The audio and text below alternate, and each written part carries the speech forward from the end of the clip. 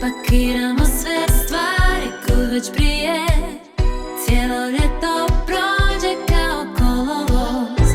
Niko nije okrenuo se nije, ne znam da li vidjet ću te ponovo. Tako sladak si znaj kada... Jak sam sretna, prvo sam bila sretna što smo uspjeli ga završiti jer smo mislili da nikad nećemo. Onda sam bila sretna zapravo kod cijelog tog procesa, snimanja kavera, fotki, dizajna, onako sve je ispalo baš super, onako ide sve uz priču, uz muziku, tako da evo, baš sam sretna. Jako je bilo zabavno, to je zapravo glavni uvjet snimanja bilo kojeg albuma, stvarno mi je bilo zabavno sa svim mojim producentima. Do sada ovo je nekako možda i najspontanija suradnja ispala. Počeli smo raditi jednu pjesmu, na kraju smo došli od toliko pjesama da smo odlučili napraviti album, tako da je Roko i Klema, sad se znamo već dugi niz godina i sigurna sam da nam nije ovo zadnji album.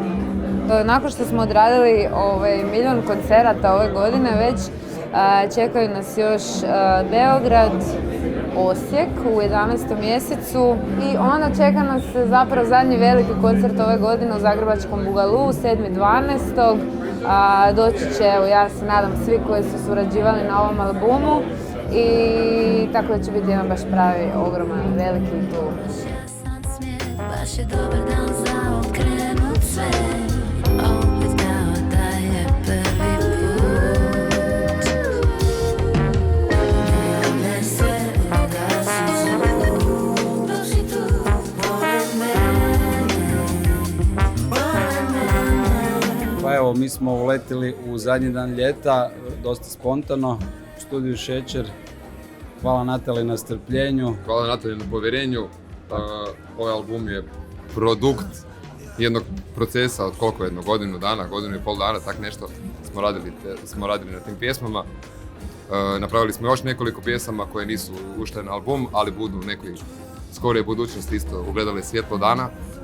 Tako da mislimo da ovo nije kraj suradnje, ali nam je neko krštenje bilo prvo.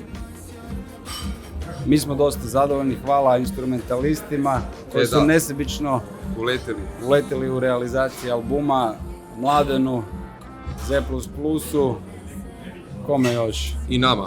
Krešika je dao pjesmu, jednu svoju staru, i Sandri, je li tako? Tako je. Nadamo se da to nije kraj naše suradnje, nego početak. I ljudi, poslušajte album. Tako je, poslušajte album Zadnji dan ljeta od Natali Dizdar. Klik.